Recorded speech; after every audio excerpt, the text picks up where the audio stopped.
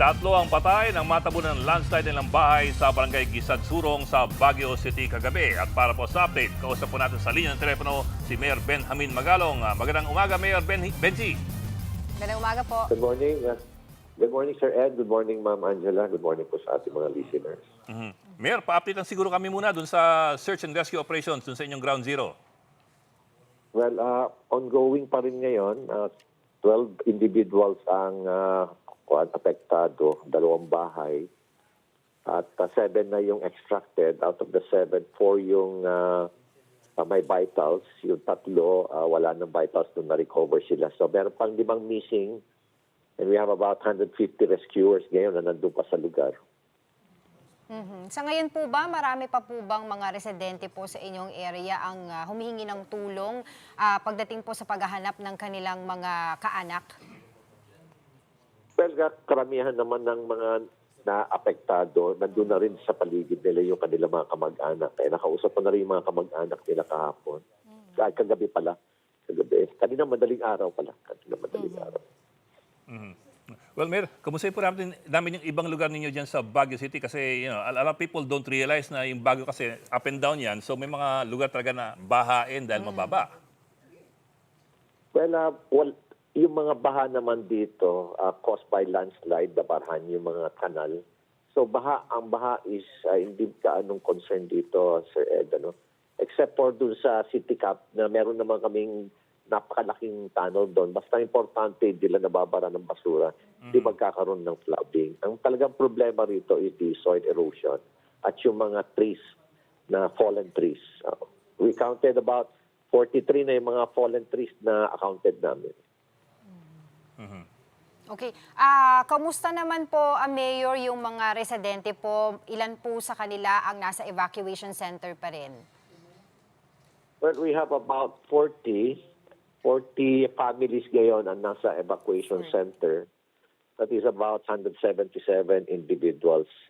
Pero ang mga apektado talaga na families lahat na humihingi ng tulong is around 75 families. Mayor, ano po ba yung parang pinakaplano po ng LGU po ninyo? Kasi kanina tinanong din po namin ito sa OCD dahil nga po medyo marami rin po nga naitalang nasawi dahil nga po sa landslide. Marami pa rin po bang mga residente po ang nakatira sa mga landslide prone areas na hindi pa po nare-relocate? Well, napakarami kasi alam mo, Mama Angela, pag tinignan mo yung Baguio, siguro mga 80, 82, 85% hazard areas. Kasi nga, there are only 2 cities in the entire country na nabigyan ng approval na pwedeng magtayo ng structure beyond the 80-degree slope. Baguio City and Cebu City. Kaya ang nangyari ngayon sa Baguio, talagang ang dami talagang mga nakatira sa mga slopes at sa mga hillsides. Kaya yun na rin, isang peligro na rin yun. At kung titignan mo yung mapa ng NGB, talagang 80 to 85% pulang-pula ang kwan. Pulang-pula ang Baguio City. Mayor, sorry medyo may iba lang ng konti. Just to recall, kasi around a year ago, nag-uusap tayo, kayo po yung nagbulgar talaga ng mga anomalya dun sa, actually hindi lang flood control Everything from rock netting, down to cat's eyes, down to yung mga barriers sa kalsada na pinagkakakitaan ng ilang mga opisyal. Well, hindi lang ilan apparently, ng mga opisyal ng gobyerno. Of course, now yung usapin has been for the past year, flood control projects. But I suppose that's only a small part of the corruption issue that you were trying to talk about as early as last year. How big an issue pa are we supposed to be digging up, do you think? How much do you think we've already dug up, and how much do you think we still have to dig up? Well, konti pa lang. Kung titingnan mo yung mga kasong na-file, Sir Ed, kakaunti pa lang correct me if I'm wrong, pero sa nabilang ko lang sa NBI, wala pa yatang 100 yung kasong na-file nila, Tapos sa PNP siguro, sabihin na lang natin siguro mga 150 cases to 200. So we're just talking about 300 cases versus yung total number of perceived na anomalies since 2016. That's about 200,000 cases. And out of that number, 30,000 ang mga flood control. Potentially 30,000 ang anomalyang flood control.